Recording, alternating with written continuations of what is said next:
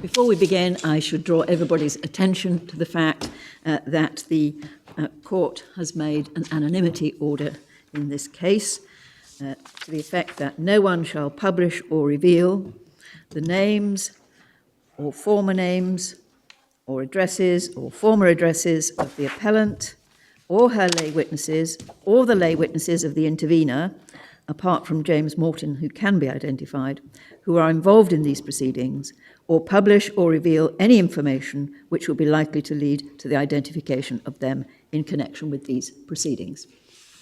So we must all bear that in mind as we... My lady, I'm most grateful. My lady, my lords, I appear on behalf of the appellant in this case with my learned friend Ms. Brewer and Miss McCann. The Secretary of State is represented by Charles Bourne QC, Heather Emerson and Rupert Paynes. The court has the benefit of submissions prepared by the interveners, the Equality Network, and on their behalf by Miss Dinah Rose QC and Mr. Jason Popjoy, whose written material the court has, but they don't appear before the court today. My lord and my lady, on the question of anonymity, we sought to explain that the appellant wished to be present in the hearing, but because it couldn't be guaranteed that she wouldn't be identified through the live streaming, she's therefore in the building and watching this live streamed. So that was the compromise that we thought was appropriate given the importance of open justice.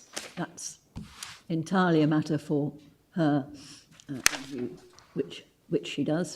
She's very welcome to be here. She's equally welcome to be in a meeting room watching us. Yes, I'm grateful, my lady. In terms of additional documents, I only want to draw to the court's attention a note that we provided to the court at the end of last week in reply to certain aspects of the respondent's case.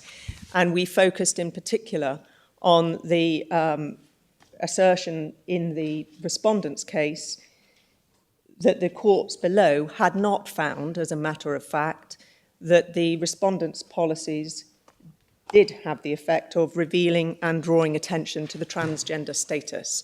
And because that is obviously an important foundation of the entire case, we thought rather than spend a large amount of time going back over both the findings of the court and the evidence upon which it was based, it was better to put that in advance in writing.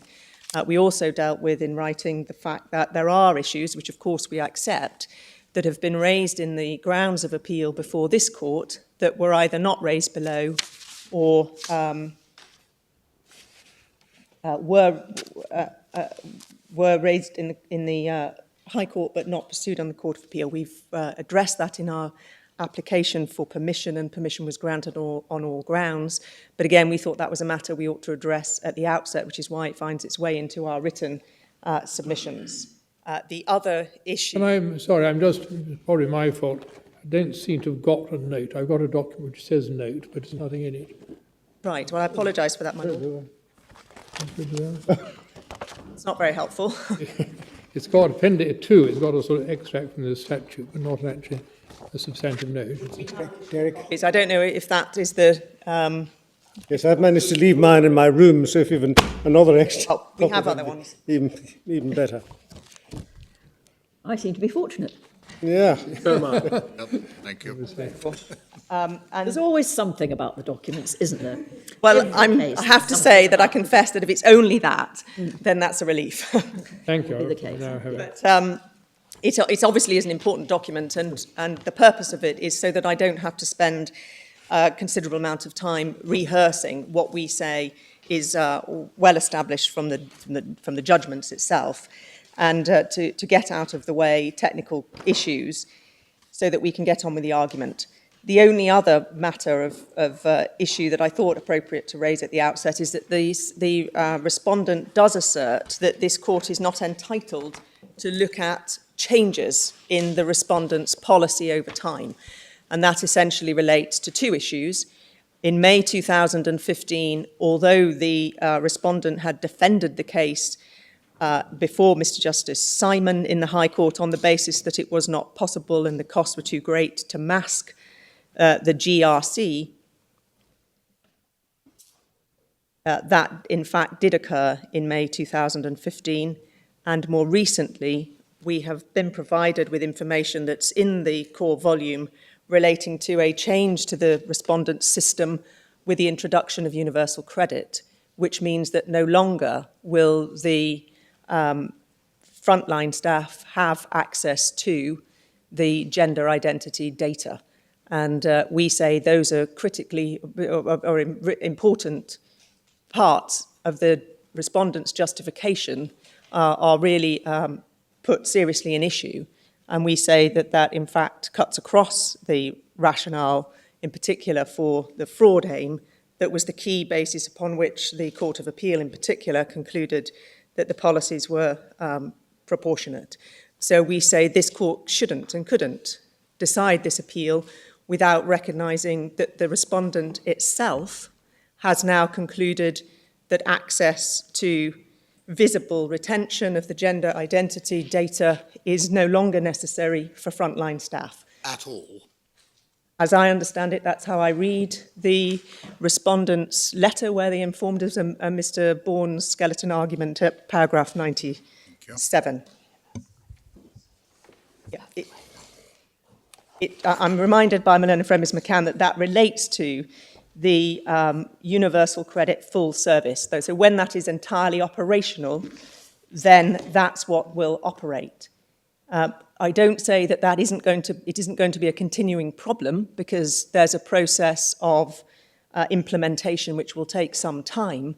The critical point is that the respondent itself has now concluded that retention of the visible retention of the historical gender identity data is not necessary for frontline staff in the administration of job seekers allowance, which will be when it's equivalent under the universal credit. So we say that the court must look at those matters, and it will be part of our submissions when we come to the question of necessity and proportionality to rely upon those matters.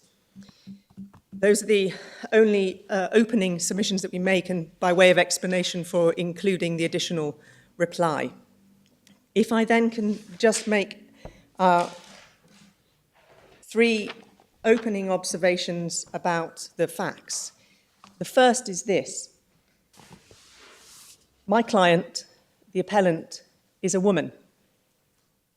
She is entitled by law to be treated for all purposes as a woman, because in 2006 she was issued with a gender recognition certificate under the Gender Recognition Act 2004, the domestic legislation that gave effect to the landmark judgment of the European Court of Human Rights in the case of Goodwin, case which obviously casts a long shadow, we respectfully submit, over the submissions that we make and over this case, although surprisingly it's not even referred to in the Court of Appeal below. We secondly, in the context of the appellant's position, wish to emphasise what has been clear from her witness evidence throughout, is that despite the long and difficult process that is undoubtedly involved in a gender reassignment, my client has successfully transitioned to live her life as a woman in all respects, psychologically, socially, physically, and as a result of the GRC, legally as a woman. And it's that is at issue, we respectfully submit, in this case, that fundamental aspect of who she is. And we say that can only be female and a woman, and it's judging the respondent's policies on its impact on that fundamental status that we say is at the core of this case and that was given insufficient and proper lawful consideration by the courts below. We would also wish to emphasise, as part of the factual matrix, that the service that my client seeks from the respondent is itself of importance. The provision that is made in our system for welfare benefits of those who are unable to make provision themselves for their basic living needs because they are unemployed is a central part of the social contract in our state. recognised for some time that each individual should have access to minimum levels of subsistence so that they can live a meaningful life. So we are concerned with access to a benefit and an entitlement that is of the most critical importance. It requires my client to attend the job centre fortnightly. There's no possibility of her having some alternative way by telephone or online.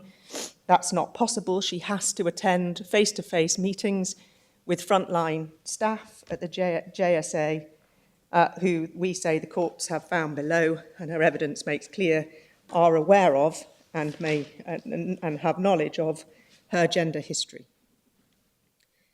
We thirdly wish to draw attention to the purpose of the policy. That's in particular the SCR policy, the Special Cases Records policy,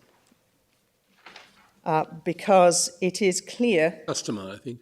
Sorry, yes, I've got so used to calling it SCR, Special Customer Records policy, that it's important to recognise that the purpose of this policy, as is clear from the policy itself, and without turning it up, it is in Electronic Records MS 5654, and in the respondent's witness evidence of Mr. Thompson, paragraph 4, that's MS reference 5105, it's also referred to in the Statement of Facts and Issues. The purpose of this policy is to protect vulnerable individuals, like those in the transgender community, to risks of verbal or physical threats. That's its express purpose. And it is a sad fact that despite obviously significant advancement in the treatment and recognition of the rights of transgender people, we still do live in a society where transphobic abuse and violence is a feature. And again, it's set out in the Statement of Facts and Issues, reference to the evidence that was before the court below of the incidents and at least the reporting increasing incidents of transgender crime. Professor Whittle also gave evidence of the risks of transphobic hate crime in his witness evidence, MS 5020, paragraph 46. The court does also have the benefit of additional material that again documents the extent to which there are high levels of transphobia within our society, with serious results, high levels of prejudice, psychological stress, and even attempted suicide associated with inability to live in society without fear or experience of transphobic harm. That's in the Women and Equality Select Committee Transgender Inquiry Report that we accept was not before the court below, but we respectfully submit its material that the court ought to have regard to, was published in January 2016. The court will find that in Authorities 57, and the references in the electronic bundles are to MS 2045 to 2048.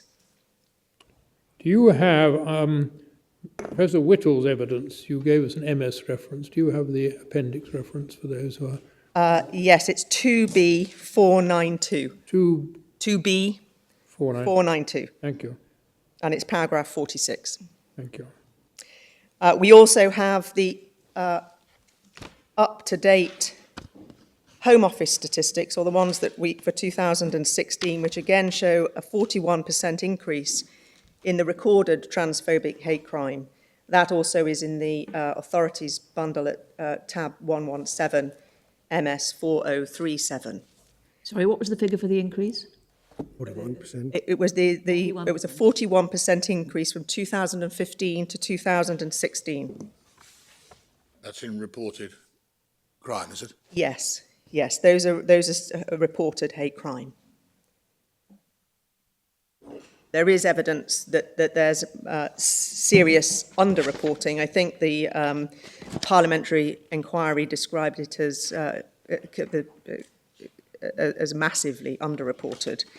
That is at, again, the tab 57, MS 209728. But still, there is a recorded increase in such hate crime since 2015.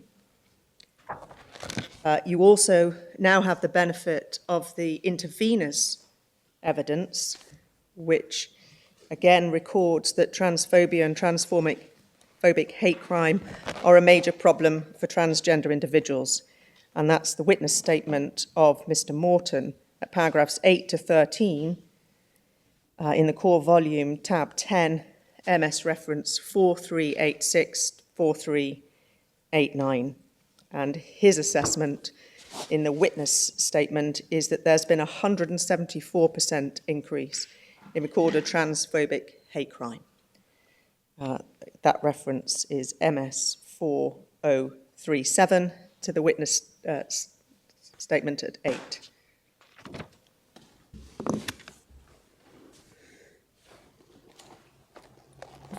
And just one final reference, which is from 2002, and that's the UK Trans Mental Health Study, found high levels of transphobic physical assault and intimidation and threats, with 73% of those who responded referring to transphobic verbal abuse. And the reference for that is in Authorities tab 113, MS 3875-269. We don't need to take it up, but there's material from other countries, the United States and Europe, that confirms that that is an enduring problem for transgender individuals, despite obviously very substantial radical change in understanding and in recognition of the importance of the rights and the respect for the reassigned gender.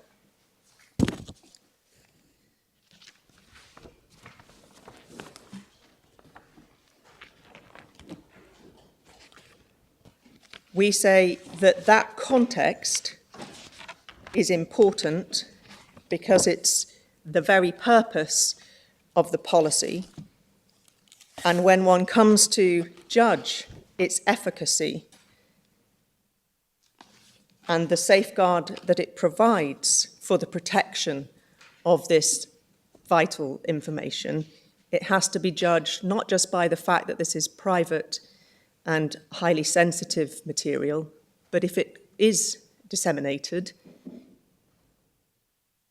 there is a risk that it may give rise to verbal and/or physical abuse. So that is an important context that we say was not identified and addressed in the courts below, and it is why we included in the written case and in our grounds of appeal reference both to Article 3 of the ECHR as well as to the requirement to protect moral and physical integrity.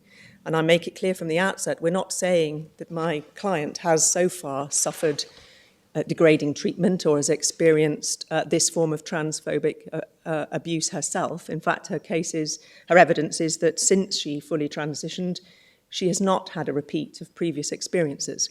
What we say is that it's an important context in judging the efficacy and the safeguards necessary for a policy whose very purpose is to ensure that material is kept confidential so that these risks do not eventuate. It is also important context because it explains why it would be that in addition to distress and humiliation that might arise from being identified as transgender, your status as female or male being undermined, you have the anxiety and fear that this information could be disseminated in a society where adverse consequences may occur. So that's how we say this policy and its purposes need to be considered. And for the reasons that we will develop in our case, that did not occur in the courts below.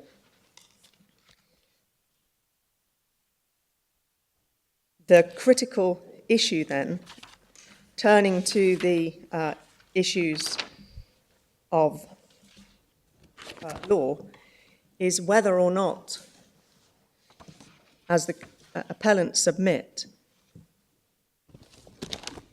the operation of the respondents' policies in combination, that's both retaining the gender data, name, title, gender itself, on the main computer system, the CIS, and doing so visibly so that it's available to be viewed by frontline staff administering the JSA, therefore requiring the special measure of the SCR to be taken, that those policies in combination, we respectfully submit on the evidence, have resulted in revelation of the past historical identity data. At the very least, on the evidence, that's because it's necessary for JSA staff to access the CIS when one changes one's contact details and address. And the evidence below is that, is that my client has changed her address on a number of occasions, so that even for that purpose, which is not at all connected to the justifications for the policy, i.e. when you change your address or you have a different contact number, that requires frontline staff to access the CIS and therefore to see the historical gender identity data. But you haven't said what the critical issue is. The critical issue is that if it is the case, as we submit, the evidence is clear and the findings of the Court of Appeal and the court below are clear, the critical question is whether it is compatible with the Gender Recognition Act and Article 8 of the ECHR, the right to private life, if a policy, for a policy to operate so as to reveal and to draw attention to the transgender status. The respondent's case is that the policies individually in combination do not do that, and the courts did not find, the courts below made no such finding. We say it's evident that they did, and we've sought to explain why that was in our additional reply note. This is mainly the paragraph 27 issue, isn't it, Ms. Harrison? Which we'll come to in due course when convenient to you. Is that part of what was being then submitted by your predecessor, or is it a finding? Yes, my lord. I think that because this is of critical importance to the case, in that the respondent justifies the policies on the basis that they do not reveal transgender status, and therefore there is no difference in treatment, there's no disadvantage, then we respectfully submit that if that's wrong, and there is a clear finding, and we respectfully submit there is, and the evidence supported it from my client and elsewhere, then the respondents... well, you'll be going through the judgment when it's convenient to you. Yes, I was going to do that short now. Ms. Harrison, if it's not convenient to do so, please say so. Yes. Because you have your own structure and so on. But is it possible to set out in a sentence or two what you say you want? In other words, what ought to be the regime which would not, you say, offend any of the legal requirements? Yes, we say, and it's been said below, that the answer is to mask the gender identity data. On the CIS? Yes, so that it can be retained, so that where it is necessary to So when have you say regard to gender it. identity, what do you mean by that? That means that the material is the previous name, So all previous names, titles, titles, and previous gender. So it's Mr. John Smith, male. Is that it? Yes. So that will have to apply, will it, you'll come to this, I know, but it will have to apply, will it, to all changes of name, as distinct from simply changes of name which are associated with a change in gender? It would need to, it's the changes that are associated with the change in gender, because it's that signifies the gender reassignment. It may be that there are individual cases where other changes have been made to name. I'm not aware that that's a factual issue in the case, but if it is, that's... People change their names a lot, don't they? People change their name loads of times. They're always doing it. Speak from personal experience. Well, obviously, in the context of marriage, that occurs on a regular basis. Marriage, religious conversion, Yes. dissociation from a painful experience. Those are just three. There must be lots and lots more.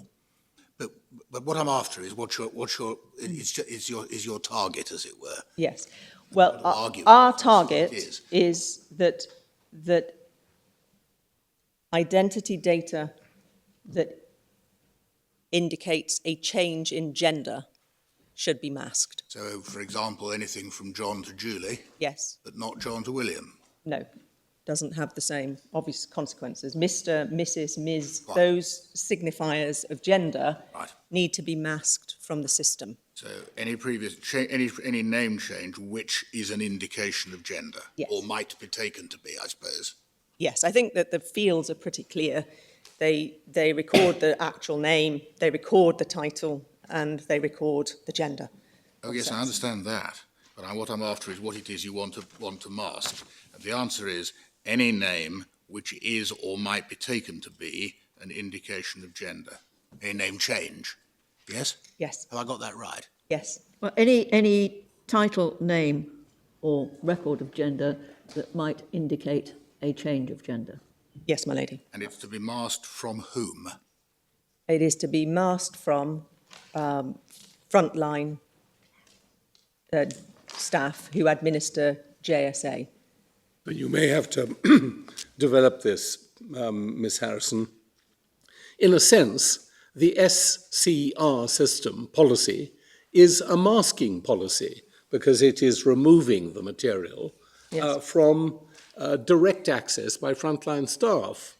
So mask may be too general a word. What you, I think, mean is masking so that the material is as accessible only to the people who now get access to the certificate. Yes, we have a model of what has been done already in May 2015 to the gender recognition certificate itself. So if that same step that was taken in May 2015 is taken in respect of this data, then that's what we have sought to... That's good enough, is it? Yes. Okay. Masking, in this context, does masking include concealing from disclosure the fact that a change has taken place? Yes, that's important. So it's not simply masking the names, but you are also masking the circumstance that a change has taken place. Yes, and insofar as that is a change that's recognised in law because of the issue of the GRC, then that's already been done.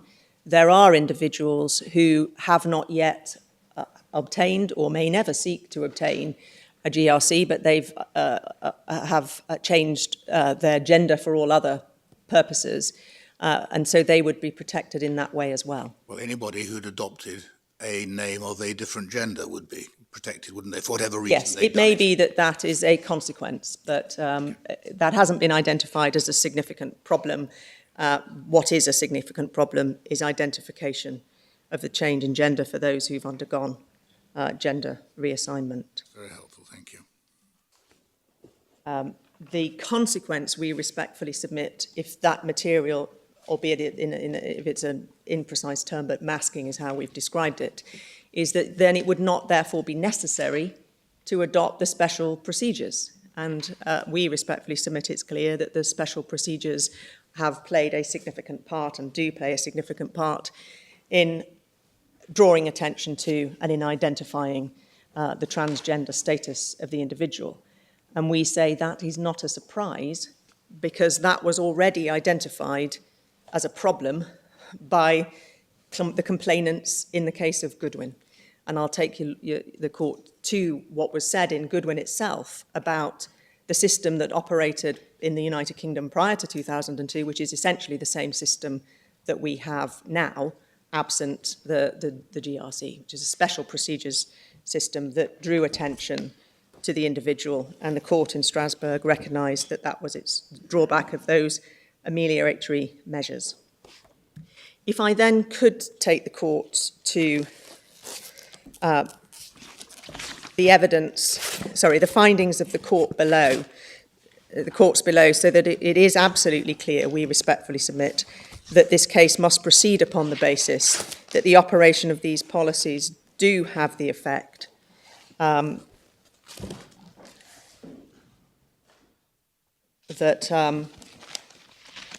we say is objectionable and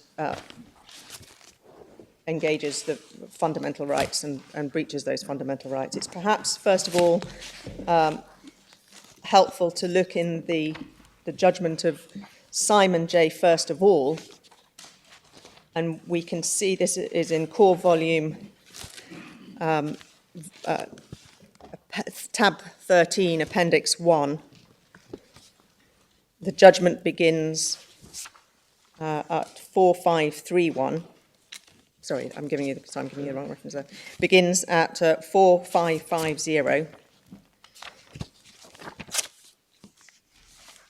And you'll see at paragraph 38 of the judgment at 4556 does your lordship have it? Well, don't worry, the electronics are down. 38 is 4556, is it? Yes, my lord. Thanks very much. If it helps to also have our note open where we've addressed this. We deal with the High Court findings on page 6, paragraph 15. But if we can first just look at paragraph 38, and it's in this paragraph that Mr. Justice Simon set out the claimants, as she then was,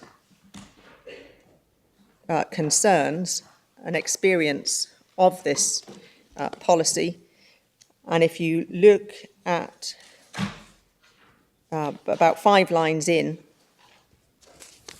it's described as a source of great distress and concern. The evidence gives her experience of how the SCR policy operates at a personal level. So that's what the judge treated this evidence as.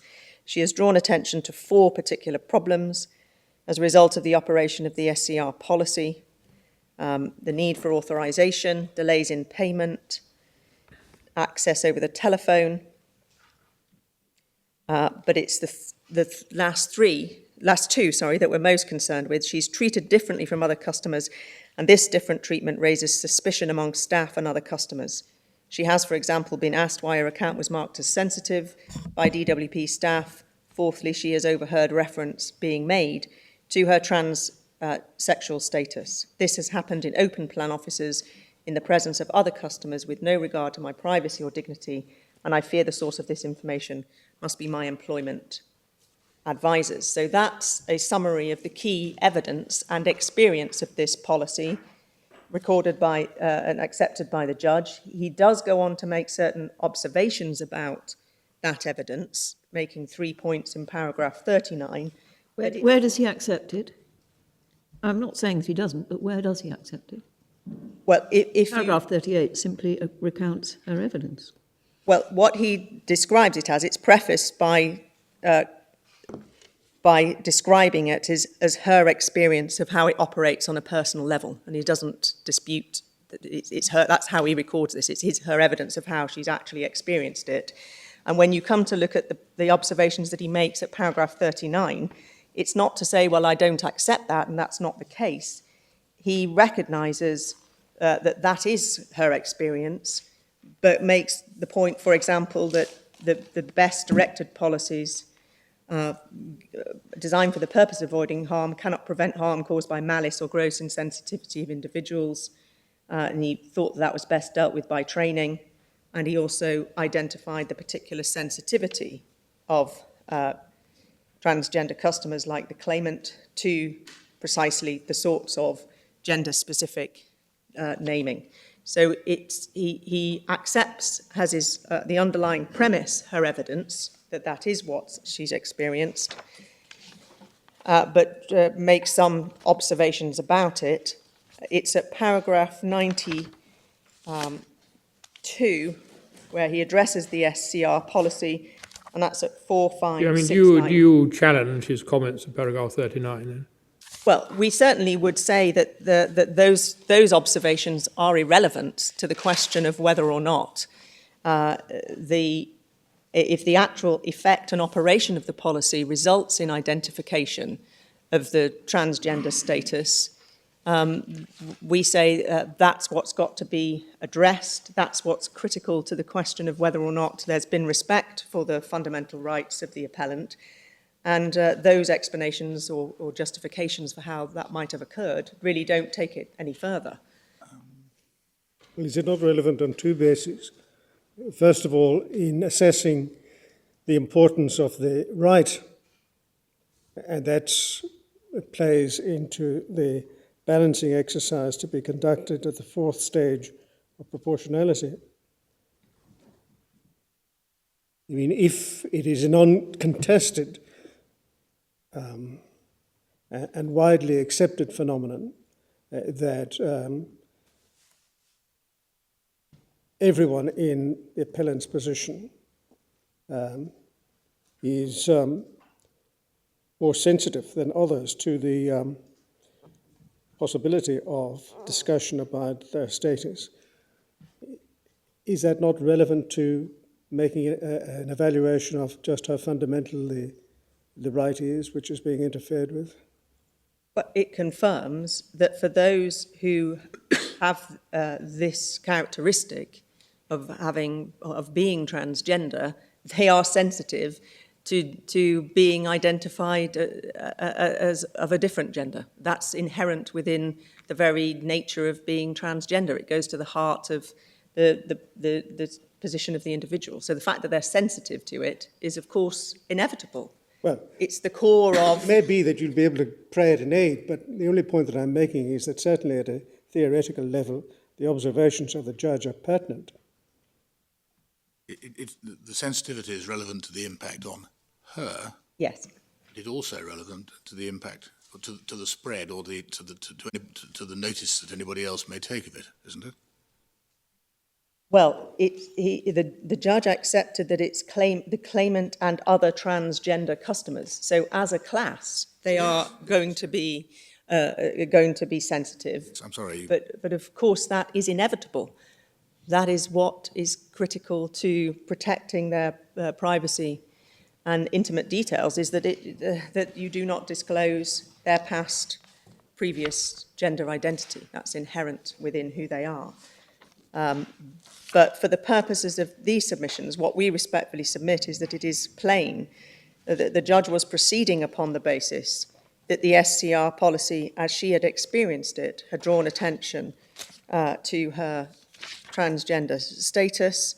And we see, if we go on to paragraph 96 in particular... So where does he find that it's drawn attention? He recites her evidence. Her evidence that, yes. And what she has drawn attention to, that's in 38.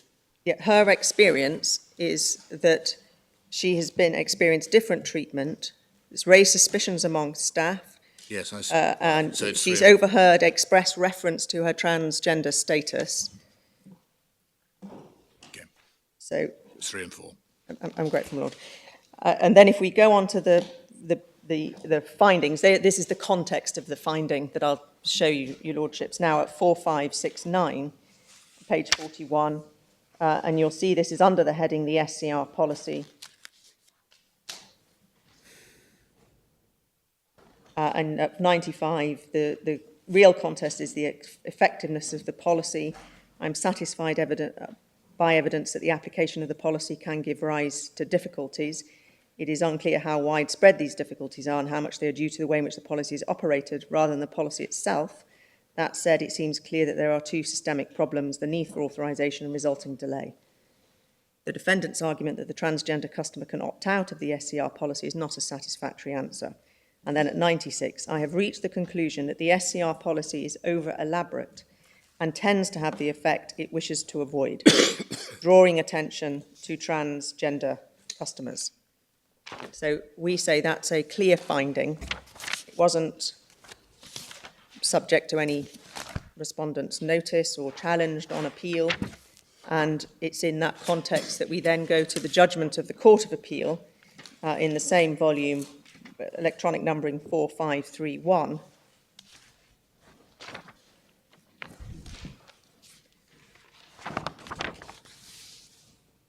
And if I could ask you just to note, first of all, in the judgment of the Court of Appeal, at paragraph 5, 4533, the finding and the acceptance that the retaining of and the visible retaining of the gender identity details would give rise to the obvious inference that there's been a change of sex. You see that in paragraph 5, in particular, last 4 lines.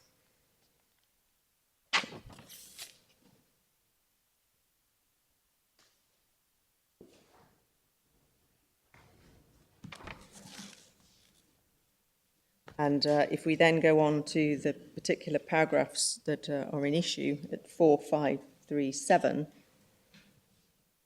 Court heads this, the appellant's objections to the SCR policy we accept. But if you read the way in which the Court deals with its reasoning at 25 to 27, we respectfully submit it's both to set out the objections and to make findings upon it. That's paragraph 25 and 26, but if we look in particular at 27, it does record the major concern raised by the appellant is that although the SCR marker is intended to create heightened protection for transgender customers, in practice it does not do so. If anything, it exacerbates their problems by drawing attention to their special position.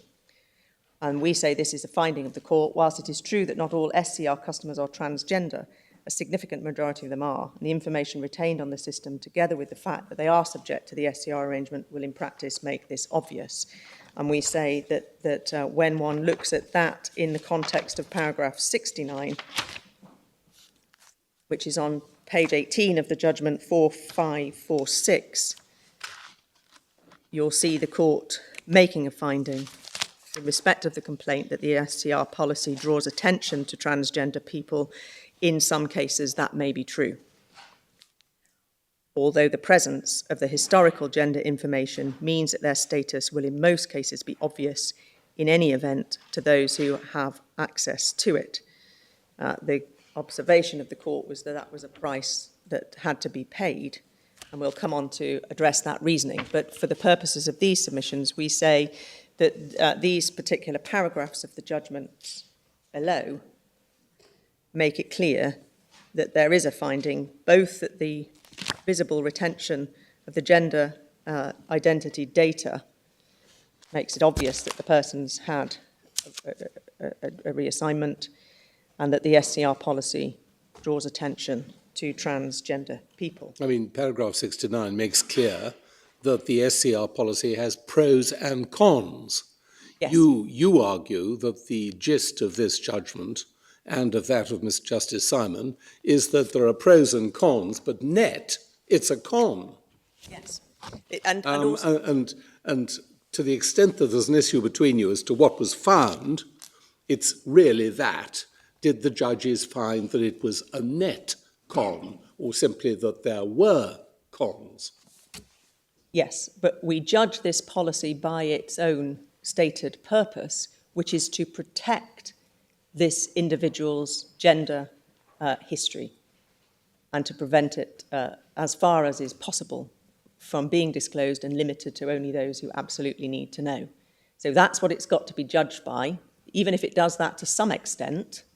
If, in fact, it does, as the Court of Appeal concluded, draws attention to transgender people and to their status, then it defeats its own purpose.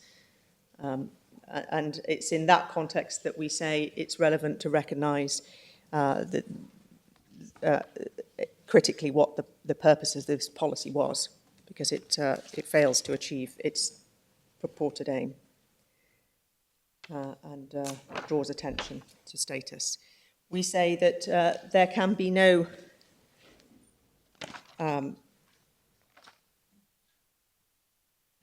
doubt that those are the findings of the court.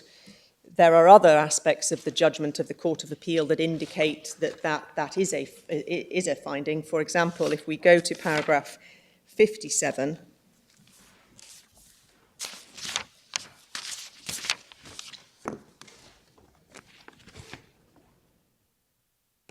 and about 5 lines in on paragraph 57, the Court of Appeal, this is Lord Justice Elias, recognising the distress and humiliation arises from the occasions when the appellant does have to have direct contact with officials who know of the appellant's gender history.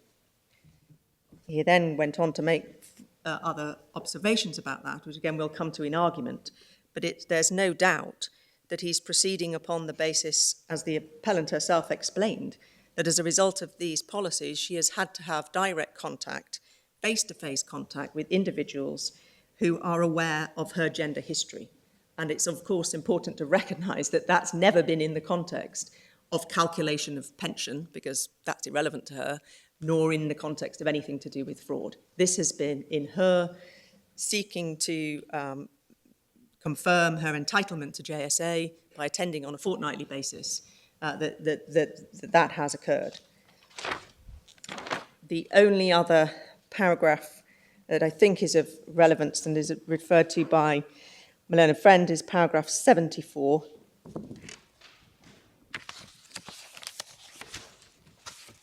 This is in the context of the discrimination arguments and the reliance that was placed on the fact that the policy causes the appellant to suffer, and others in her circumstances suffer psychological damage, hurt and humiliation by having to deal with officials who know of their gender history. The observation on that by the court was that there was limited evidence to that effect. I accept that the appellant strongly experiences these feelings, but how representative she is of transgender people in general is very much a moot point. We respectfully submit that one has to read paragraph 74 as the court acknowledging that individuals will may have to deal with officials who know of their gender history, and it's in the context of the impact of that the court was concerned that there was limited effect, that others would share the same degree of distress and upset as a result of that. That's how one reads those caveats. It's not disputing the underlying proposition, because it's already found that in the context in paragraph 57, that there will be occasions when the appellant and other transgender people will be having direct contact with officials who know of their gender history. And just finally, I am asked by my learned friend to also draw attention to paragraph 19, page 4536,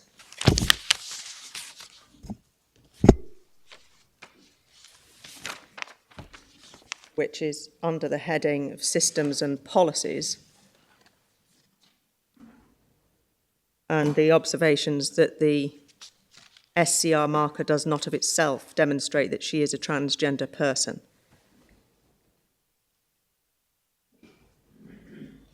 It records that others also are subject to this policy, although a significant proportion of SCR customers are transgender. That will not be generally known. We accept that that's a correct description, but that is a description that has to be looked at in the context of the actual findings on the evidence in the case that I've shown the court at paragraph 57, 60, 9 and 74, it is all on the basis that, that individuals like the appellant who have transgender status have to deal with directly staff who are aware of that history. And we respectfully submit that that was an inevitable conclusion of the court, given the evidence that had been accepted as to the appellant's actual experience of this policy, personal experience as it was described by the judge at first instance, and is in fact, we respectfully submit, something that has been recognised for some time, that policies, special measures like the SCR policy might precisely have that effect and draw attention to transgender status. And I'll take you, we may have to come to it again for other reasons, but it's perhaps a convenient time just to take up Goodwin, which is in volume 6, tab 45, maybe one authority that I'm going to get without having to look at the index. But it's important to understand, we respectfully submit, that the system, which is essentially still the system that's operating, was the system in place prior to the Goodwin judgment. And you can see that if you go into the body of the judgment under the heading Social Security, Employment and Pensions, that's MS 1607, it's paragraph 27 of the judgment. So there is a description, we don't need to look at all of that, to the description of the arrangements that were in place in respect of national insurance and other benefits and pensions. But if you go to paragraph 36, you'll see that it records there that the DSSS operates a policy of normally marking records belonging to persons known to be transsexual as nationally sensitive. Access to these records is controlled by DSS management. Any computer printer output from these records will normally be referred to a special section within the DSSS to ensure that identity details conform with those requested by the relevant person. So it was a marking of sensitivity and then special measures being taken. And it was part of Miss Goodwin's complaint. You'll see at paragraph 60, 1615 of the electronic numbering, last 3 lines of paragraph 60, in complaints about how the system was operated. In particular, the very fact that the DSSS operated a policy of marking the records of transsexuals as sensitive was a difference in treatment. As a result, for example, the applicant cannot attend the DSSS without having to make a special appointment. And in its judgment at paragraph 76 at 1617, you'll see that the court addressed the government's reliance on arrangements that had been made to ameliorate the lack of legal recognition in paragraph 76, and made the important observations in the last 4 lines of the judgment. The government has submitted that this made due allowance for difficulties of her position. The court would note that she nonetheless has to make use of a special procedure that might in itself call attention to her status. We know obviously from subsequent paragraphs that the court concluded that the situation of transgender people in the United Kingdom was such that the denial of legal recognition for the change in gender was a breach of Article 8. We can come back to some of those paragraphs when we need to, but just on this point, if we then look at the case that was linked to Goodwin, which is this next case at tab 47, the case of 46. And although it's not directly in the context of the arrangements with the Department of Social Security, you'll see that there were other ways in which alternative forms of identification were suggested to be used to avoid revealing transgender status. That's at paragraph 56, is in the context of the birth certificate.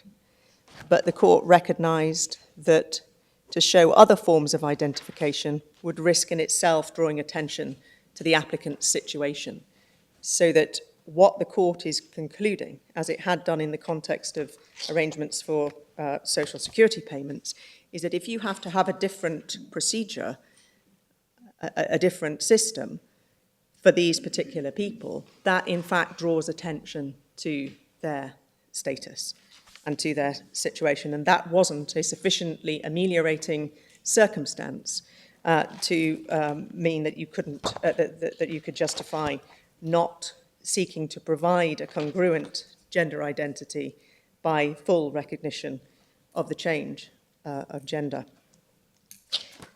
There's a similar observation made in a domestic court by, in the case of JK, if I just reference for that, my lords.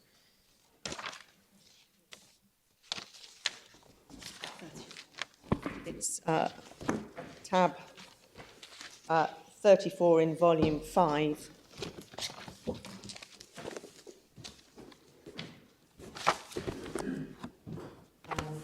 The case concerned the changes to the recognition of a change of parent in the status of a parent following gender reassignment, which we don't need to be concerned with at the moment. For this but for this particular point, we need only go to paragraph 83 at 1360, the solution being offered for the fact that a parent had changed gender was the use of short-form birth certificates. This is at paragraph 83, my lord, on 1360.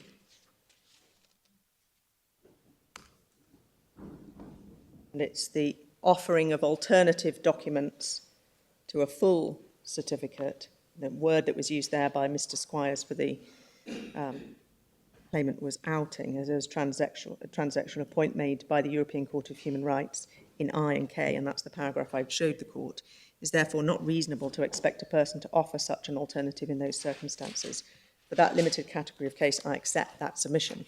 My lord, it's another way in which the courts have recognised that whether it's special procedures for access to Department of Social Security or different forms of birth certificate, they have the contrary effect than is intended.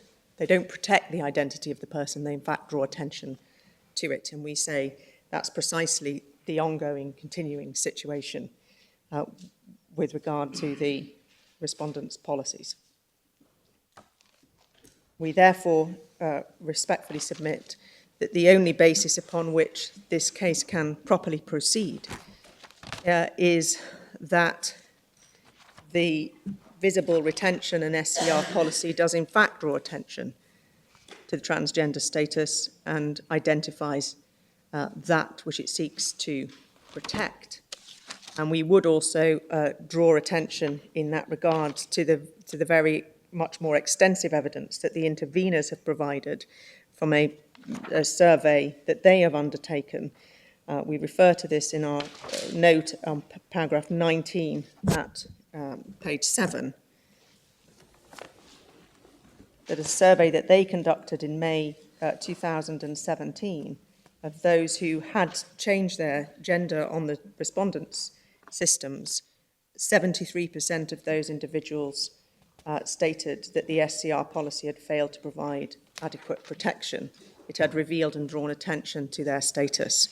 The references for that are in the interveners' submissions 20 to 25, MS 4371 to 4375, and the survey itself, paragraph 24.3, MS 4374.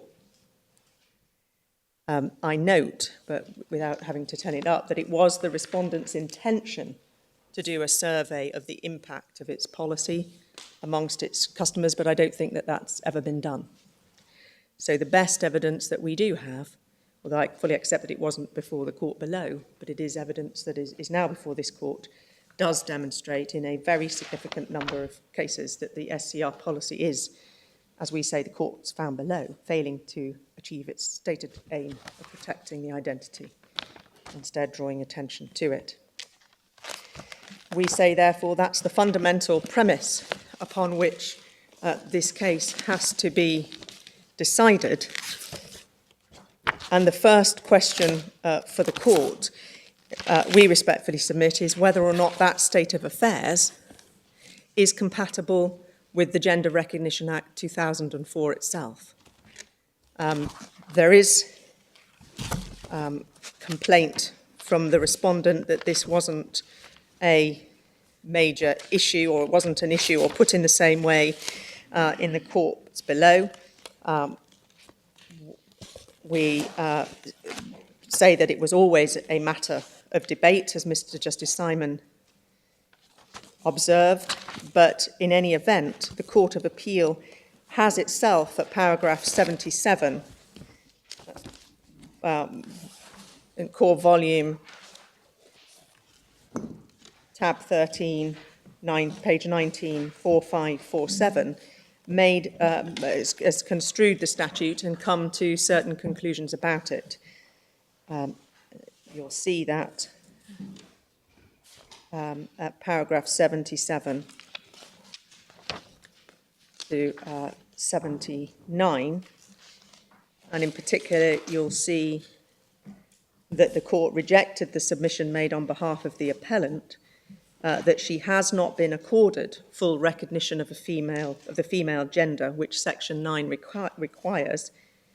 The court's conclusion at 78 was that this misconstrues the effect of Section 9, made reference to the case of J and C versus C, which I'll take the court to, and in 79 concluded that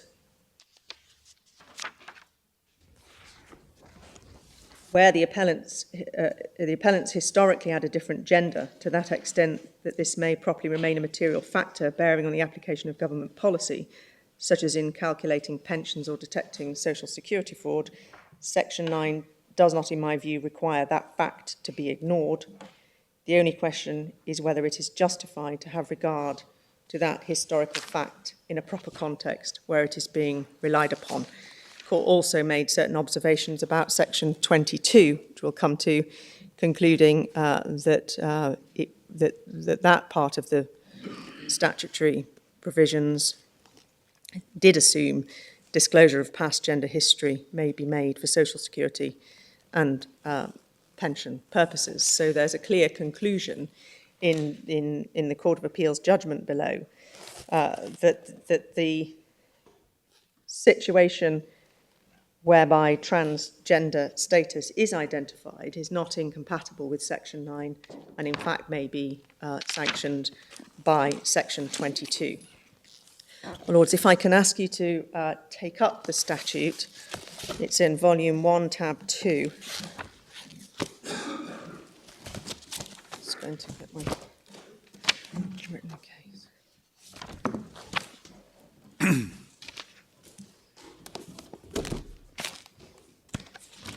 Our submissions on this first issue in the appeal are in our written case at paragraph 30, MS page 4215 for the court's notes.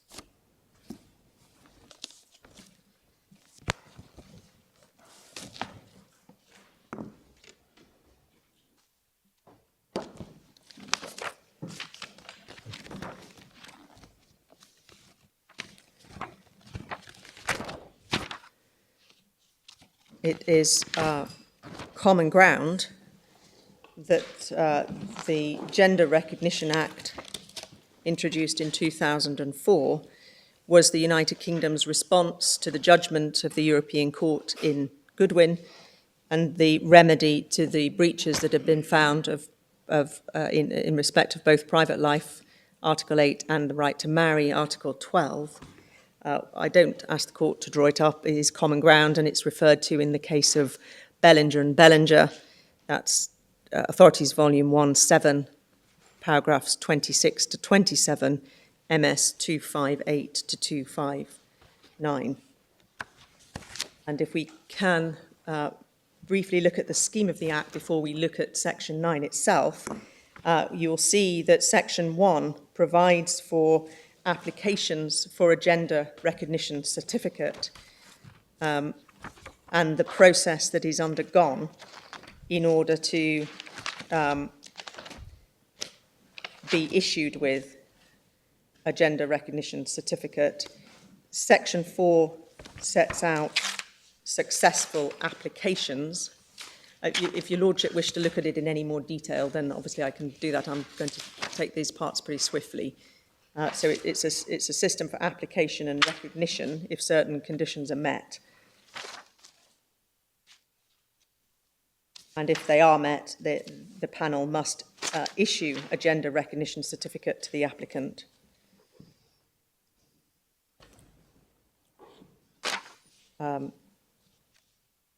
It's worth just noting that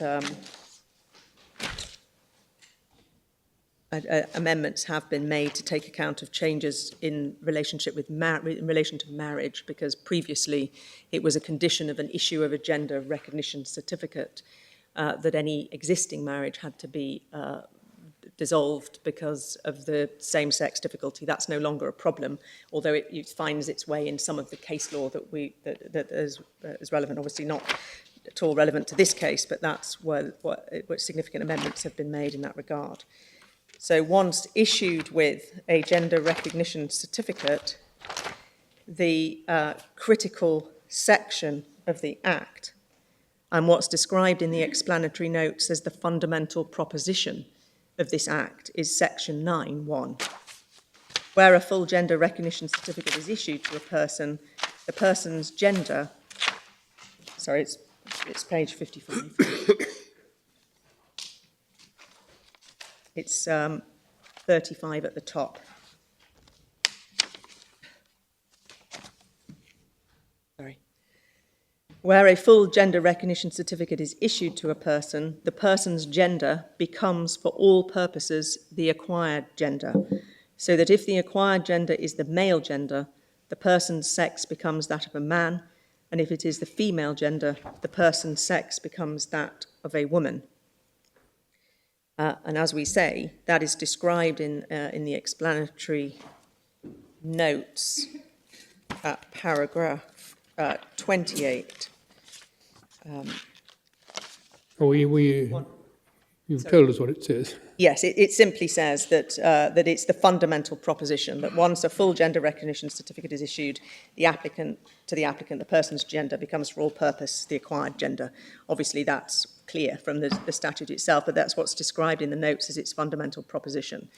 There is then 9(2), subsection 1 does not affect things done or events occurring before the certificate is issued, but it does operate for the interpretation of enactments passed and instruments and other documents made before the certificate is issued, as well as those passed or made otherwise. And 3, subsection 1 is subject to provisions made by this Act or any other enactment or any subordinate legislation. So what we see from 9, before we look at the subsequent paragraphs, is that it provides, as Goodwin said was required, recognition of the change of gender, and critically says it is for all purposes. We accept that 9(2)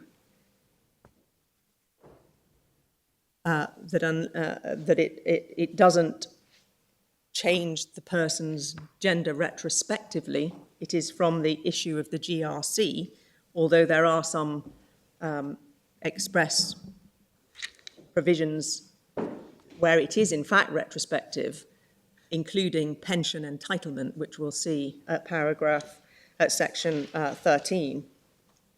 But it is not at 9(2) affecting things done or events occurring in the past. And we'll see that that's of particular relevance when it comes to relationships where gender is critical to it, marriage, children, etc. And what's your submission as to what it means, different from what it appears to mean? I mean, the Court of Appeal said it doesn't rewrite history, and that's clearly right. Yes. You say that somehow it impinges on history, or... What we say is that it doesn't change the historical fact that the person was born a male, but what it does require and mandate public authorities and others to do is that from the point at which the GRC is issued, it must treat that person for all purposes as female. And that if you have a policy by way of design or effect, and in this context we accept its effect, that has the contrary, that it draws attention to the change in gender and to the transgender status, rather than treating the person for all purposes as a woman in their interactions with this public authority, then that is incompatible with and contrary to the statutory purpose and the intention in section 9.1. Legal gender is not some empty, formal, technical status. The purpose of this section was to bring congruity between the legal and social gender identity of the person that had been denied previously. That's why it says for all purposes. But if, no one's suggesting it, but suppose that somebody publicised the fact that a person had previously been a man, would that be a breach of Section 9? It would still be treating her as a woman now, but be saying she's a woman who was previously a man. Well, we would respectfully submit that would be precisely an example where Section 9.1 is breached, because if you are saying that the person was previously a man, then you are not affording that person for all purposes the status as a woman. You're drawing attention to the fact that they're transgender, that they've changed gender, and that they were previously a man. And so what's critically important is that although there may be certain contexts in which the fact that you were born a male is relevant, we'll come to look at some of those, like, for example, marriage.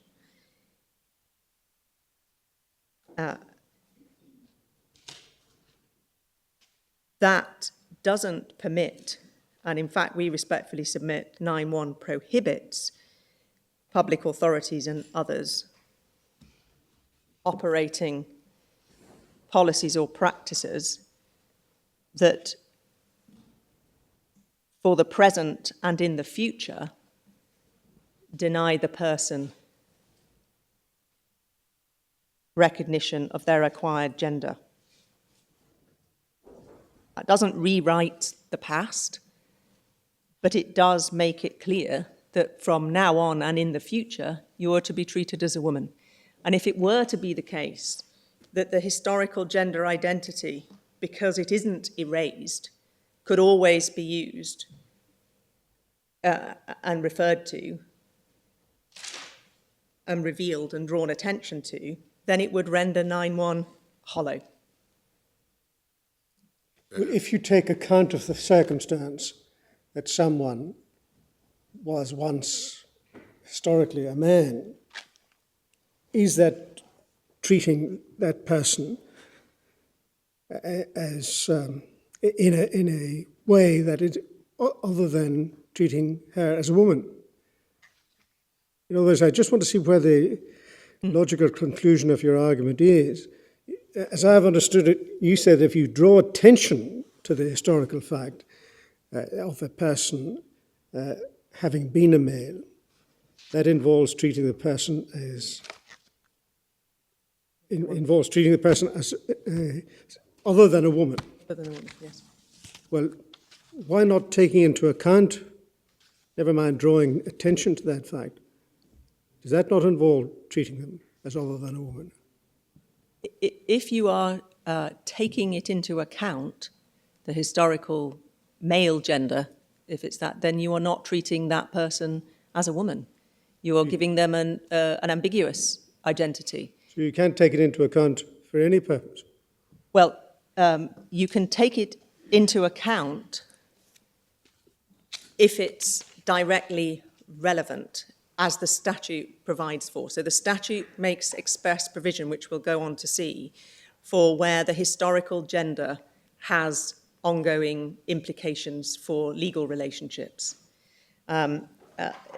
and we'll look at that now. Okay. But we Well, let me, I mean, I don't want to take you out of the way, but the answer then is you can take it into account, but only where expressly authorised by the statute. yes.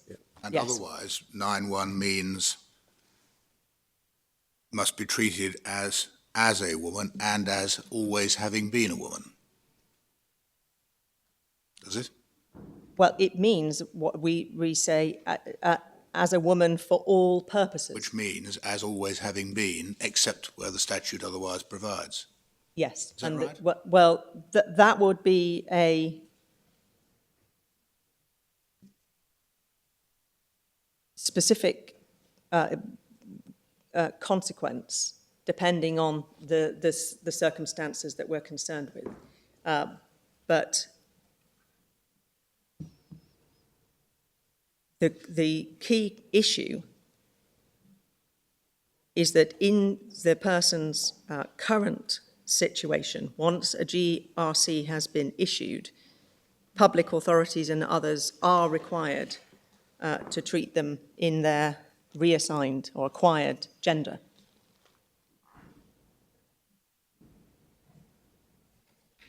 And that the history is not permitted to undermine that current existing gender identity. If it were, Section 9.1 would be denuded of its purpose. And so if we then go to look at the specific provision that is made for the treatment of gender in specific contexts, we can see that as far as Section 10 is concerned, this is the registration provisions, so the key provisions relating to changes to the birth register that were the obstacle to legal recognition prior to Goodwin. We have to, we see that it makes provision for the registrar to make effectively a new certificate. It's in paragraph 1. And to make changes to the birth register. No, the certificate that has to be sent under paragraph 1 is surely the gender recognition certificate. Yes, sorry. This is the mechanics of how the registrar is notified of the change. And then if you go to the schedule, which is Schedule 3, that explains how it's given effect. And Schedule 3 is it's 69 top of the bundle and MS 89. What happens is that the Registrar General keeps a special book. Yes. And you'll see that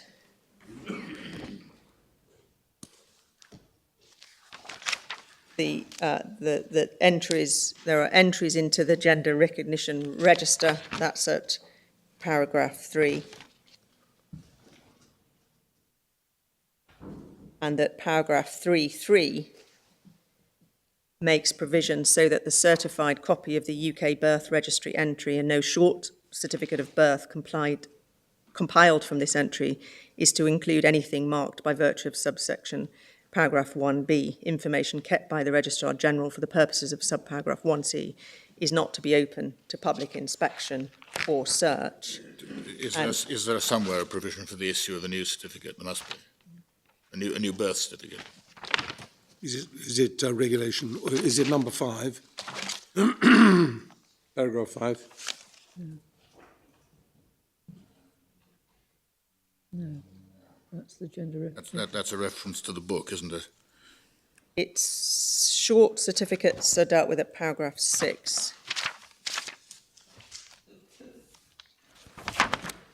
Sorry. Well, basically, it isn't a new birth certificate. It's that when a copy of your birth certificate is issued, it mustn't reveal the fact that you... That there are changes are made to the certificate and then it mustn't reveal that there has been that change. And so and that's in paragraph 3, 5 and 6, the short certificate. And the significance of that is obviously the recognition from Goodwin and I that if you had some form of document that indicated the change, that would defeat the purpose. Well, I understand that, but what do you get as a result? You get a fresh certificate which shows you as a woman, does it? Yes. Do you? Yes. And which regulation actually provides for that? Well, we can find it later, don't worry. It's 5, my lord. It's 5. Yes. Anyone who may have a certified copy of the UK Register entry of a person issued with a full gender recognition certificate may have a certified copy of the entry made in relation to the person in the gender recognition register. And then 3. That doesn't deal with that. No, that's not what it Doesn't says. deal with it. I'm sorry that I don't know. The key to this must be in paragraph 3.1b, Yeah. which requires the Registrar General to secure that the UK birth register entry is marked in such manner as may be prescribed. And once that happens, presumably, any copy of the birth certificate must reflect that, Yes. I would assume, but we don't have such manner as may be prescribed. We don't have that, do we? I don't think we do. I'll make sure that we have that at 1 o'clock. I apologise for that. If you take 3.1a, B and C together, that's what it looks as if it's doing.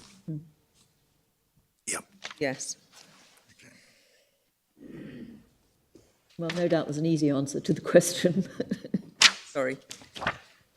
But for our purposes, the change is made to the birth register to record the person as a female and as a woman, and that it is a document that does not signify in any way that that change has been made, recognising that such changes and annotations could draw attention to the thing it seeks to protect.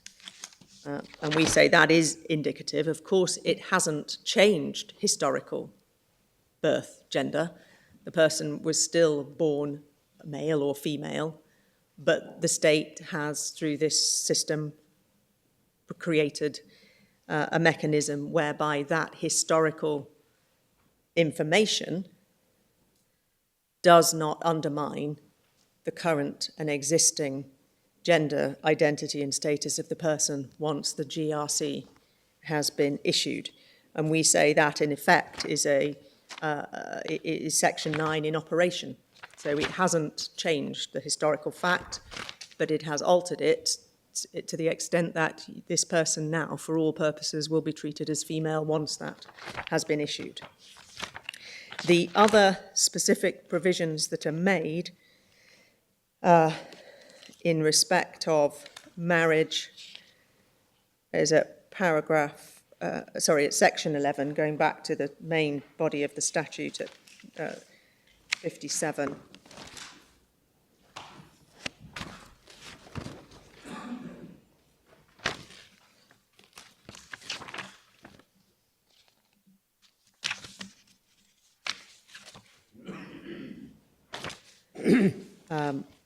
And to civil partnerships, there is also provision in respect of parenthood, where you'll see at section 12 that the fact that a person's gender has become the acquired gender in this act does not affect the status of the person as the father or mother of the child.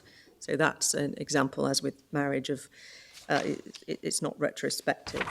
There is then at 13 reference to social security benefits and pensions, and that's addressed in Schedule 5.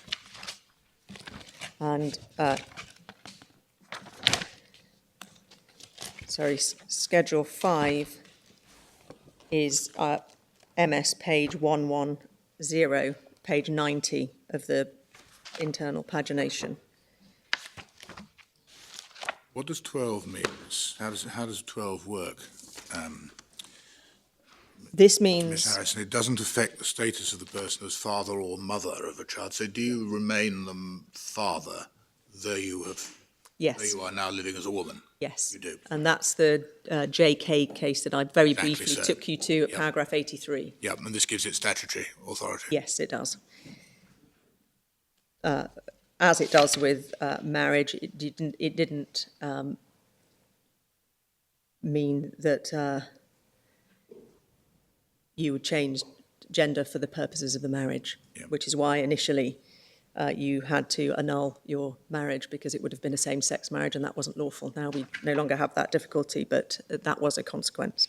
But in the context that is directly relevant to this case, which is social security benefits and pensions, whilst there are specific provisions that are made in respect of widows' allowances and pensions, it's paragraph 7 that deals with retirement pension, and it's common ground that in this context, this is paragraph 7, that the effect of the statute is retrospective, so that you are treated, if you've changed from male to female, as a woman for the purposes of entitlement to a pension.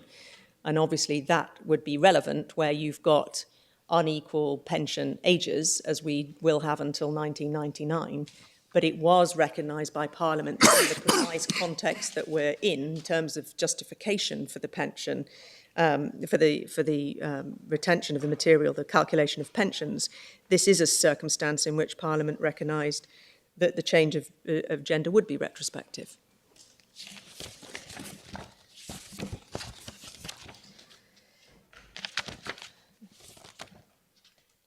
There are then, going back to other aspects of the statute, 14 deals with discrimination and makes reference to the specific discrimination legislation. We don't need to be concerned with that at the moment. But 15 was succession, and in that context, the fact that a person's gender has become the acquired gender under this Act does not affect the disposal or devolution of property under a will or other instrument made before the appointed day. Similarly, with peerages, the change of gender doesn't affect descent or of any peerage, dignity or title or honour, so that you wouldn't be then treated as you wouldn't lose your entitlement if you became a woman if it was based on male hereditariness. Of course, British statute has to make provision for that. And same with succession. So there of course, there has been specific provision where the historical gender identity of the person has been preserved in the statute. And we see that also, for example, where there are gender-specific offences in section 20. So again, if you've had a gender recognition certificate issued, that fact would not mean that you wouldn't have committed an offence where there's a sex-specific offence. That's at section 20. So that you could, for example, you could be prosecuted for an offence of rape, even if you changed to being a female. It wouldn't protect you from prosecution, obviously. Makes perfect sense. So we say the structure of this legislation is that there's the overriding fundamental, or there's the fundamental proposition in 9.1. Specific provision is made for different situations. In the direct context that we're involved with, which is pension calculation, change of gender is retrospective. It will not be for other specific identified purposes. There is then a supplementary provision, which is section 22, page 45, internal marking MS 65.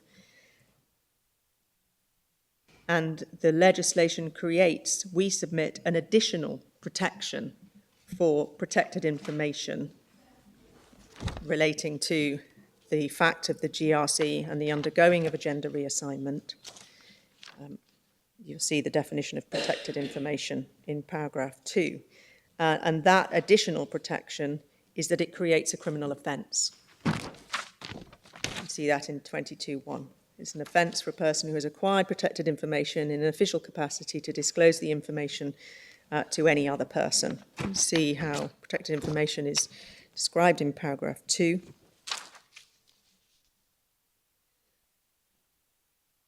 So what's the protection for the gender reassigned person It is that from friends and relations not in an official capacity saying on social media she was a man? yes, What is the protection for that? that would be a criminal offence. So that's not in an official capacity. Friends and relations. No, it's if you acquired the information in an official capacity and you disclosed it to another person. I know, but what about friends and relations? Nothing official about it. No, that What's the isn't covered by protection? this. What's the protection for your client from friends and relations publicising her past? Well, I think it would depend upon whether or not it was constituted harassment, Yes, which I is a see. criminal offence, or it might be a public order offence. It would depend upon the see. context. There's no offence as such. No, it's not a general offence. It's not an offence, but is it something which it's unlawful to do, to communicate the information? Unless it's confidential in some way or other, presumably it isn't. I think that it would have to be subject to some form of criminal public order offence, like a threatening, abusive language. I was thinking more of civil liability.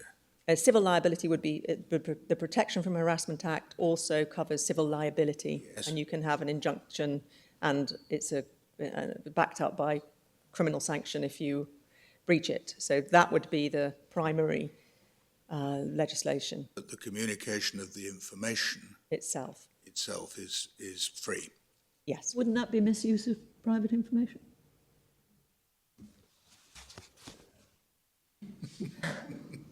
I merely ask.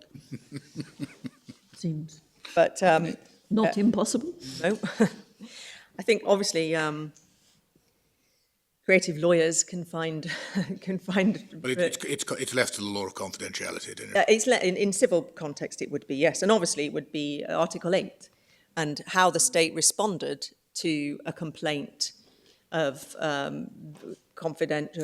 disclosure, and if there wasn't an inadequate mechanism for protecting the identity, protecting a person from that kind of disclosure, then there may be a failure of the positive obligations under Article 8. I mean, surely it must depend a lot on the attitude of the person concerned and to what extent he or she had sought to protect the information. Because I imagine there are many, but a number of gender reassignment people who are perfectly happy for people to know about it. Well, I think that the evidence that's before the court, we respectfully submit, is that, and in particular from medical experts, a psychiatrist and a psychologist with a lot of experience in the treatment of those with gender identity disorders, managing the process of transition, their evidence is that, from their experience, their clients wish to leave behind their history and that they wish for that to be put firmly in the past, and that they do not wish to have what has obviously been a deeply... I mean, is that universal, or are they saying... I don't think it's universal, because certainly... The people who seek help may well do that, but I mean, I'd be It's not surprised. universal, because there are people who write Of books course. about it. Yes, of course. Exactly. It's not universal, of course. Yes. And one would like to think that as attitudes develop and society becomes accepting and tolerant, it could be a factor that isn't something that has to be concealed and in the past. But we're not in that many people, it's situation. impossible to conceal, because you're well known as having been a man, and then you become a woman. I mean, If you're well known, and obviously or there are just some... known to your own circle of acquaintances. Yes, but I mean, it doesn't automatically become harassment if someone says, "Oh, It obviously would There's now depend. I completely agree, my lord, that it would depend on the reaction of the person. But I think it is important to start from the proposition that the individual themselves is entitled to make the choice about whether and to what extent this information is disseminated. There are, of course, well-known individuals who've undergone gender reassignment, and they're perfectly happy to have a public profile. But outside of those known identified people, we would respectfully submit that the evidence from the experts and, in fact, from my own client is that she is not happy for that. No, we understand that, of course. That's why we're here. Yes. Yes. But it's not. And it is obviously one of our complaints about the approach of the Court of Appeal, that they proceeded on the basis that her reaction is one that may be peculiar to her or not really shared more broadly. And we would respectfully submit one has to start from the fundamental proposition that an individual who has been diagnosed with gender dysphoria, who goes through the lengthy process of transformation so that they can live in the gender which they have always believed or they believe that they belong to, do want to avoid, as far as they possibly can, that history being used to undermine their current identity and their integrity as a male or a female. Yes, I mean, another view is, or maybe it's not, but Goodwin obviously recognised very important recognition of a particular situation which had to be dealt with by legislation, but sort of drawing the appropriate balance between sort of rewriting history and respecting the fact that what historical position is very much a matter for Parliament. Yes. And so Parliament has said that really the prohibition is on people, criminal prohibition on people who obtain the information in an official capacity. It would be quite difficult for the courts then to say, oh, well, no, we're going to extend it to everyone. Yes, of course. By sort of extending harassment or any other way. One's got to respect the balance drawn by Parliament. Yes, of course. And micromanaging interrelationships between individuals is not going to be helpful in this area. But we're not concerned with that. We are concerned with a situation where, in the context of officials who my client has to have regular contact with, her reassigned or acquired gender, we respectfully submit, has not been respected. No, but I mean, at the moment we're on the interpretation of Section 9. Yes. And what is meant by being treated as having become a woman. Yes, for all purposes. purposes. Saying that in effect, other than where the Act says you can do it, it means you have to sort of effectively rewrite history. And I'm wondering whether that's right, because, I mean, on your submission, they wouldn't even be allowed to sort of keep the records at all, would they? No, that, with respect, my lord, that's not my submission. My submission recognises, as the statute does, that there will be specific circumstances where the historical gender identity is relevant and has legal consequences, and we've looked through what those are. But outside of those specific defined context, the fundamental proposition is that when my client interacts with representatives of the public authorities, she is entitled to be treated as a woman. Well, just developing that, if I could return to the question that I asked you. On your submission, Section 9 prohibits even the taking into account the historical fact that a transgender person was previously of a different gender. And I understood you to say that that proposition holds true, save in particular circumstances defined in statute, which permit a different approach to be taken. Yes. Well, I'm not sure that I picked up any provisions to which you have taken us so far which fall within that category of expressly defined circumstances which permit a different approach. And if not now, certainly after the short adjournment, it would be very helpful for me to be directed to the specific provisions in the statute which you say authorise such a different approach. My lord, I'll do that if I haven't done that already. But just, you don't need to go through them again, just say which are the provisions which you say fall within that category. And I mean, if you would like to reflect on it, by all means do. The gender history to be taken into account Yep. are the provisions relating to marriage, to parenthood, to succession, peerages, and gender-specific offences. I see. They allow they proceed upon the basis that the change in gender does not affect those relationships or those legal situations. But otherwise, I mean, if those particular provisions don't apply, Section 9 forbids any official person from taking into account the history of a previous gender or a different gender. Those provisions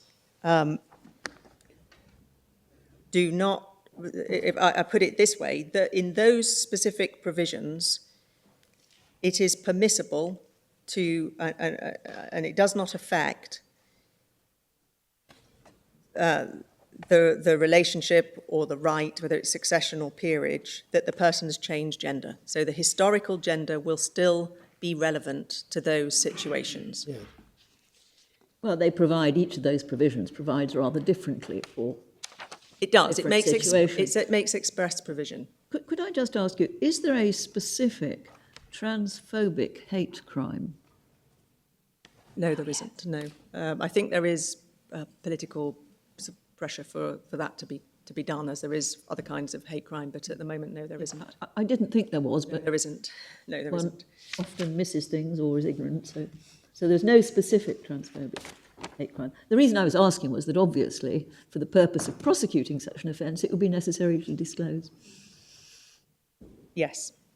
Yes, and that may be a complicated factor. It may also be reasons why. Yes. And indeed, for the purpose of prosecuting other crimes, where the complaint was that the person had been in some way Yes. Offended against because of her trans status, Yes. it would be necessary to disclose it, wouldn't it? Yeah. Yes. And That's not specifically provided for in the Act.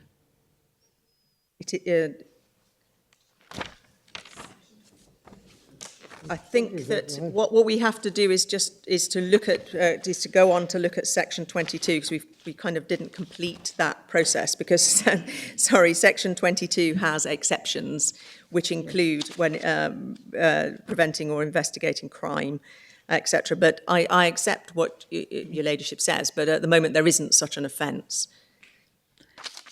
But there are other offences that can basically be used to cater for it. Yes.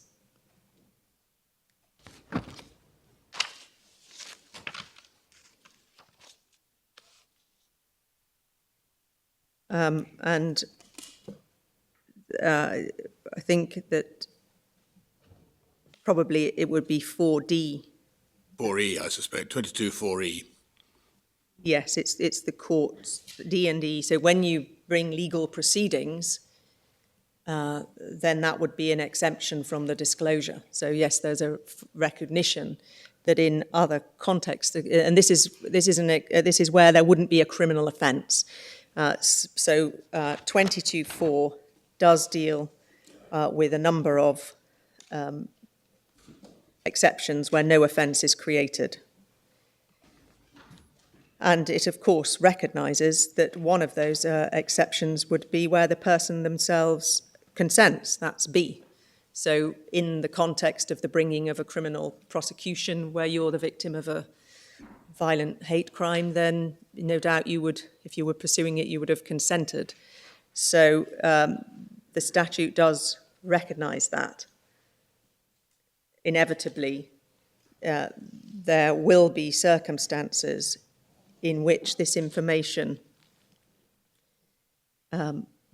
may need to be exempted from a criminal offence for disclosure of it, and 4 deals with it. The specific exemptions that are relied upon by the respondent in this case are 4F and H.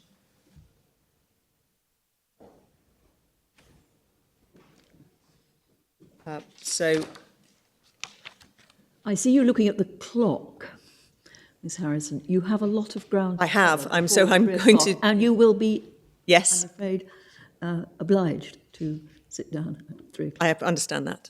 That was my concern. So we do want to hear everything from you that you want us to hear from you. Yes. But so what our our concluding submission is then on the statutory construction is that circumstances which we say pertain here, where the individual's gender identity history was disclosed or drawn attention to, is not affording her status of a woman for all purposes.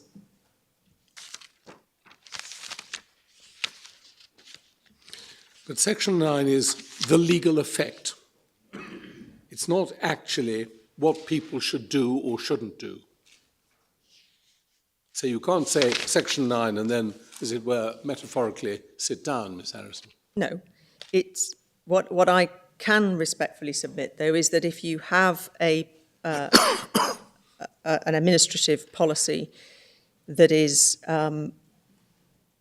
not treating the person as a woman because it draws attention to their transgender status and the history, then that does offend against Section 9(1), and that it is not an answer to say simply, well, this is relevant material for some purposes, as the Court of Appeal did. It's relevant to pension or potentially and to fraud.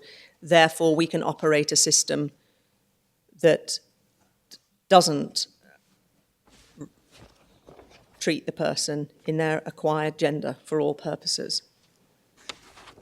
And there's nothing in Section 22 of the Act which creates additional criminal offences that sanctions an administrative policy that would have the effect of denying or undermining treatment of the person in the acquired gender. My learned friend makes reference to a number of authorities, and the Court of Appeal had regard to one case, which is the case of JC. If I can just show you that case, because it was referred to by the court below, that's in Authorities Bundle 19, and it's 298. Bundle. Volume 1, tab 9. Thank you. 298. 298, my lady. Thank you.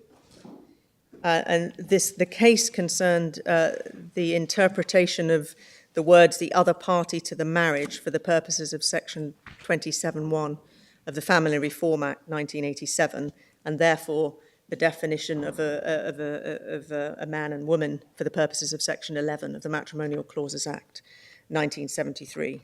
And you'll see that in that context, the court had regard to Section 9(2) of the GRA.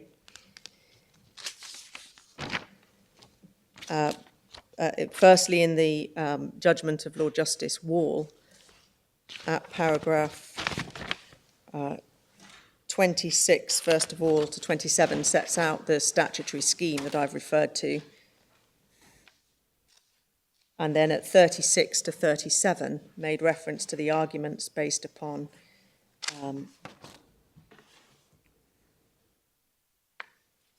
family life and the Gender Recognition Act at 37.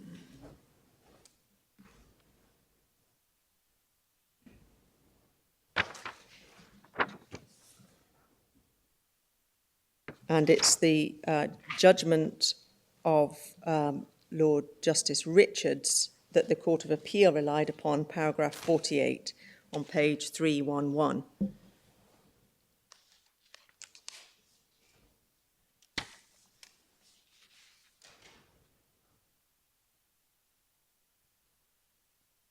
And the court concluded that the change of gender through the issue of a gender recognition certificate did not alter the status of the person as being a man or a woman for the particular legislation, as the court said at F to G, doesn't rewrite history, even leaving aside the more technical questions of retroactivity of the Human Rights Act. Mr. J did not have male gender and could not sensibly be treated as having had the male gender at the time when he went through the marriage ceremony with Mrs. C, or any time prior to the marriage being declared void.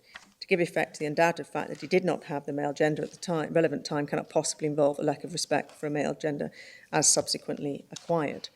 And one has to read those words and that paragraph in the context of the specific section that was being construed, whereas we've seen the Gender Recognition Act itself did not alter the person's status. Oh dear.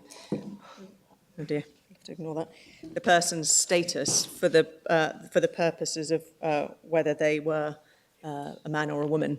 Likewise, for the purposes of being a parent, which is another case that my learned friend relies upon, is a case of JK. And so what that case does is simply illustrate what the statute has done, which is to identify specific circumstances in which, thank you very much, in which the change of gender will not be retrospective so as to alter legal relationships of importance with others, and in particular affect the rights and interests of others. And we say there's nothing in that case that would lead to a conclusion that it is compatible with the obligations in Section 9.1 to operate a policy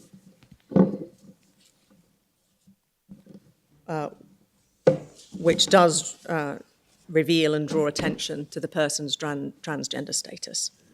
And for those reasons, we respectfully submit that, contrary to the Court of Appeal's conclusions, the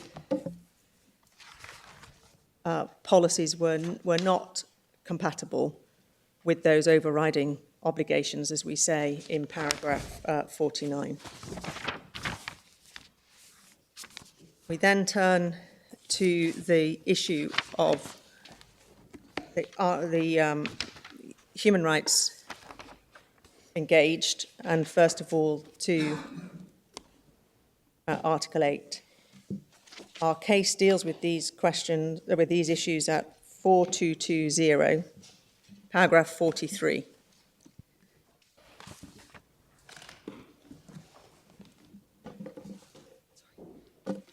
Thank you very much. Going to cause some difficulty.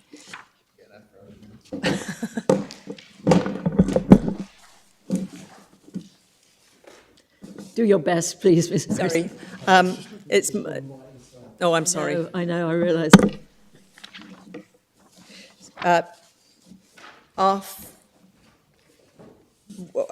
Our fundamental proposition in the context of Article 8 is first and foremost that the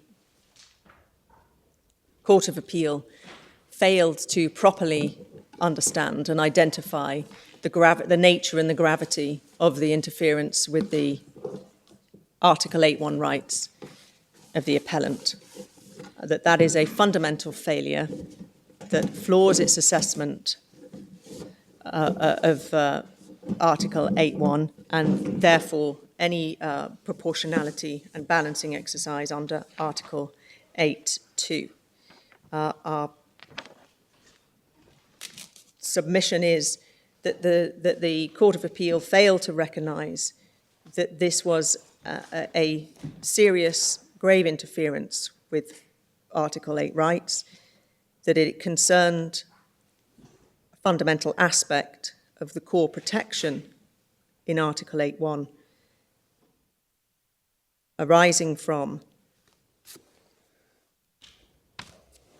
the undermining of her congruent gender identity through being identified and having to interact with frontline staff who were aware of her change of gender, and that the Court of Appeal's analysis which limited this case to really just to retention of personal information, a reference to cases like the case of Cat, was a fundamental error that flawed its assessment of the interference. If I can then take your lordships to my lady, to the key authorities. We've only looked very briefly at Goodwin, but we set it out in full in our written case, so I won't repeat it. What I'd ask the court to do, however, is to look at two subsequent cases as to how the court has addressed the significance of measures that do not afford recognition to transgender individuals. The first case that I'd ask the court to look at is a case called Van Cook, which is a 2013 ECHR case. Just get my notes.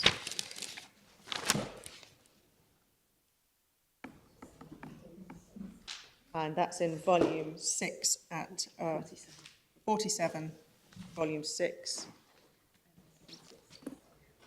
MS 1662.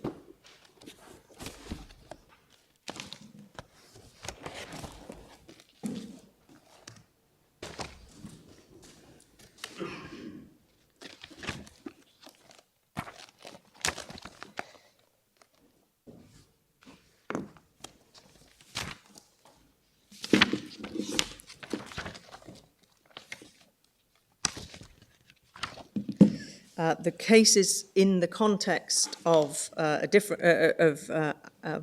private insurance for the payment of certain parts of gender reassignment treatment, and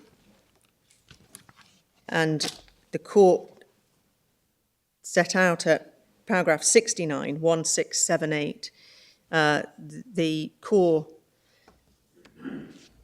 rights that are engaged in that context, but in summary form said at 69 that Article 8 protects the right to personal development and to establish and develop relationships with other human beings and the outside world.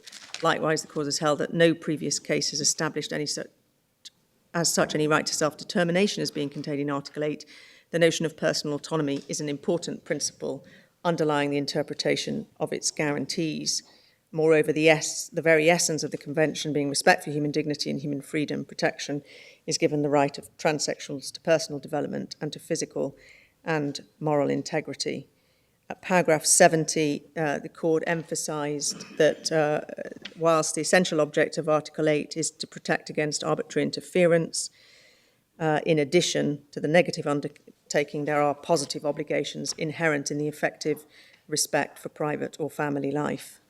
And this involves the adoption of measures designed to secure respect for private life, even in the sphere of relations of individuals between themselves. Well, these are all quotations from well-known previous cases. Yes, they emphasise two things, which we say is following on from Goodwin,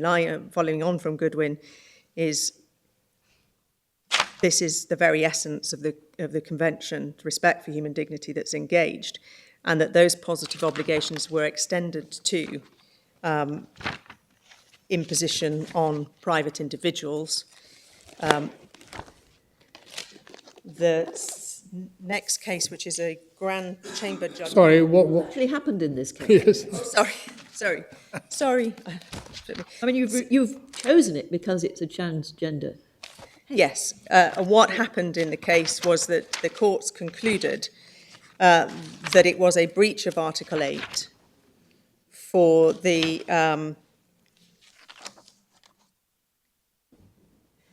insurance company to refuse to fund the hormone treatment that was an essential part of the gender reassignment. It can't be the insurance company, can it? It must be the lack of control of the insurance company by the state, mustn't it? It was in two regards. It was the way in which that was dealt with by the court. That's at Article 6. Article 6. Yep. And then in Article 8, you'll see that it was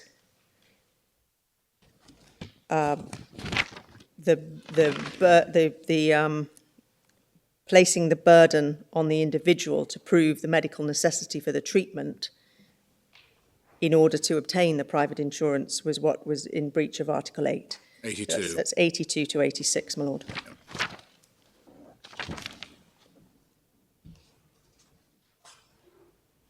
So was the court saying that the German courts had misconstrued the terms of the private health policy by not giving sufficient effect to the applicant's rights under Article 8? Is that how it worked? It was essentially that the German court's requirement for the individual to prove the necessity of the gender reassignment treatment was a breach of Article 8 and also quite. Thank you. Article 6 and 8.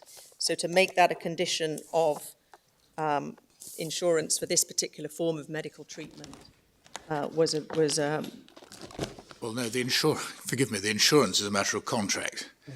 The breach of Article 8 must have consisted in not, as it were, controlling the contract under general German law by, as it were, inverting whatever onus of proof the contract provided for. Yes, in the court. Yes, that's right. But the importance of this case is obviously it illustrates the extent to which the European Court of Human Rights, following Goodwin, has imposed positive obligations on states in recognition of the importance of the rights that are at stake. I accept, of course, that was in the context of having access to reassignment treatment, but it's a further development in the Strasbourg Court's approach, based upon, we respectfully submit, its underlying recognition of the significance of the interference if that were not to be the case. My lords, the next case that I was going to take you to, perhaps I could do that now. Do that at 2 o'clock? I should do that at 2 o'clock. Yes. We'll look forward to hearing from you again then. But do try and make sure that you've covered everything that you want to cover in the hour it remains to you. I'll try my best.